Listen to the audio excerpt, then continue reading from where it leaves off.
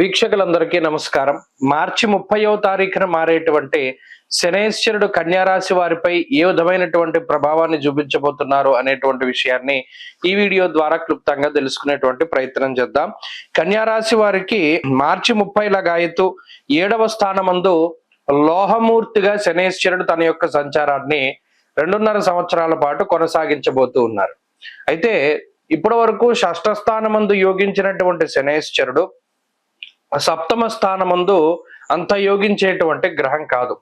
ఎందుకంటే శనైశ్వరుని యొక్క షష్ఠ స్థాన స్థితి చాలా మంచిది.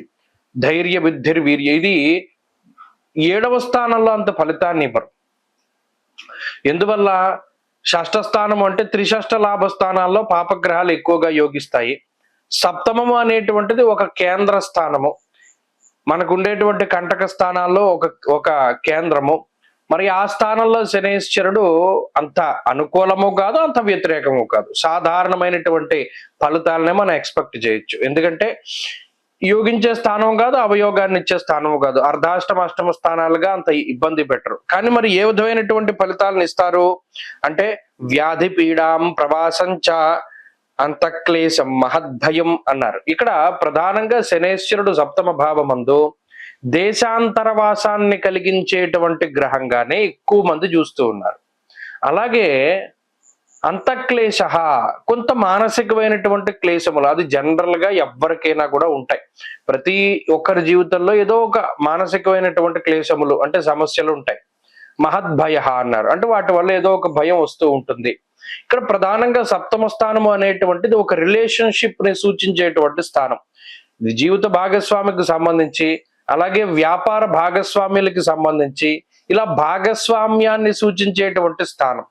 ఆ స్థానంలో శనైశ్వరుడి యొక్క ఫలితం వల్ల భాగస్వామ్యం దెబ్బతింటుంది అన్నారు. ఉదాహరణకి వివాహ వ్యవస్థ తీసుకుంటే జీవిత భాగస్వామికి ఈ శనైశ్వరుడు సప్తమ భావంలో ఉన్నందువల్ల మరి ఈ కన్యా రాశి వారిని ఎవరైతే వివాహం చేసుకున్నారో వారికి ఆ భాగస్వామ్యం మధ్యలో కొన్ని ఇబ్బందులు వస్తాయి.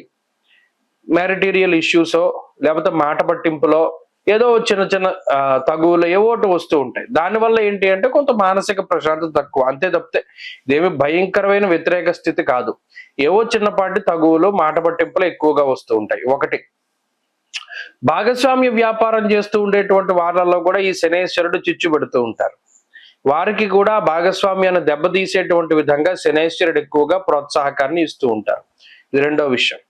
ఇక సౌఖ్యము అనేటువంటిది చాలా తక్కువగా ఉంటుంది. ప్రత్యేకించి చూడండి, కన్యారాశి వారికి ఇప్పటి వరకు ఉన్నటువంటి రోజులతో పోల్చుకుంటే రాబోయే 2.5 సంవత్సరాలు కొంత కష్టసాధ్యమైన జీవితం ఉంటుంది. అంటే ఏంటి, ఇప్పటి వరకు ఎంతో లగ్జరీగా ఉంటే కొంత దాన్ని తగ్గించుకునే ప్రయత్నం చేస్తారు. కొంతమంది కావాలని, అంటే మన శరీరం పెరిగిపోతుంది, ఎక్కువ నడకకి ఇంపార్టెన్స్ ఇవ్వాలి, సైకిల్ దొక్కాలి, ఈ టైప్ ఆఫ్ మెయింటెనెన్స్ లోకి దిగుతూ ఉంటారు. మరి ఇప్పటి వరకు కార్ల మీద బళ్ళ మీద వెళ్ళేటువంటి వారికి నడక లేదా సైకిల్ అంటే మరి కష్టమే కదా.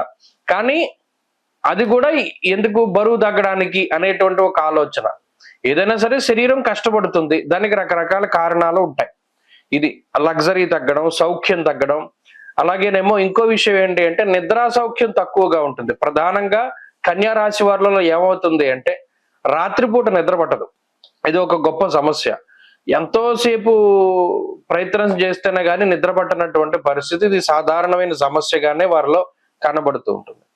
ఇంకొకటి ఏంటి అంటే ఈ శనైశ్వరుడు మంచి ఎవరికి చేస్తారు అంటే విదేశాల్లో ఉన్నటువంటి వారికి, లేదా ఎవరైనా విదేశాలు వెళ్ళాలి అనుకునేటువంటి వాళ్ళకి, లేదా ఏదైనా డిస్టెన్స్ ఎడ్యుకేషను, లాంగ్ టర్మ్ కోచింగ్లు ఇటువంటివి ఎవరైతే తీసుకోవాలి అనుకుంటారో వారికి శనైశ్వరుడు మంచి చేస్తారు. తద్వారా పోటీ పరీక్షల్లో మంచి ఫలితం సాధించడం, విదేశీ యానం చేయడము, విదేశాల్లో స్థిర నివాసం, అక్కడ ఇల్లు కట్టుకోవడము, అక్కడ వ్యాపారం అభివృద్ధి చెందడం, అక్కడ ఉద్యోగం అభివృద్ధి చెందడం ఇత్యాది విషయాలన్నీ కూడా విదేశాల్లో ఉన్నటువంటి వారికి యోగిస్తాయి. అలాగే ప్రవాసము అన్నారు. ఇదే ప్రవాసము అంటే దేశాంతరవాసం చేసేటువంటి పరిస్థితులకి కూడా కారణమవుతుంది. కాబట్టి కన్యా రాశి వారిలో ఉన్నటువంటి పరిస్థితి చూసినప్పుడు శనైశ్వరుడు పీడించే గ్రహం కాదు, మానసికంగా కొంత ఇబ్బంది పెడుతూ ఉంటారు. మిగతా గ్రహాలు బలంగా ఉంటే మానసిక సమస్యలు తగ్గిపోతాయి. అందులో శనివత్త రాహు అన్నారు కాబట్టి, రాహు షష్ఠ స్థానంలోకి వెళుతూ ఉన్నారు కాబట్టి శనిచ్చే ఫలితాన్ని రాహు తీసేస్తారు. రాహు షష్ఠ భావంలో ఈ రాశి వారికి అనుకూలంగా మే 21వ తారీఖు దగ్గర నుండి ఉంటారు. కాబట్టి ఈ శనిచ్చే దోషాలను రాహువు తగ్గించి వేస్తారు. కాబట్టి భయపడాల్సిన పనేమి లేదు.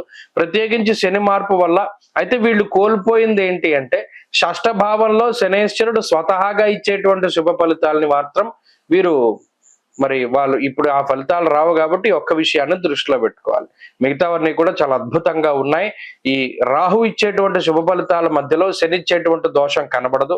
కాబట్టి శనేశ్వరుడు, అందులోనూ ఈ శనేశ్వరుడు ఇచ్చేటువంటి ఈ ఫలితాల్లో మూర్తిత్వాన్ని కూడా మనం దృష్టిలో పెట్టుకోవాలి. కన్యా రాశి వారికి లోహమూర్తిగా సంచారం చేస్తున్నారు. కాబట్టి ఆయన ఇచ్చేటువంటి ఫలితం 25% నెగిటివ్ గా ఉంటుంది. కాబట్టి ఈ శని మార్పు వల్ల ఏమీ ఇబ్బంది లేదు. చక్కగా హాయిగా ఉండొచ్చు. ఏ విధమైన పరిహారాలు పాటించవలసిన పని లేదు. ఎవరైనా విదేశీయానాలు లాంగ్ టర్మ్ కోచింగ్లు తీసుకుంటే చక్కగా పనికొస్తుంది. స్వస్తి.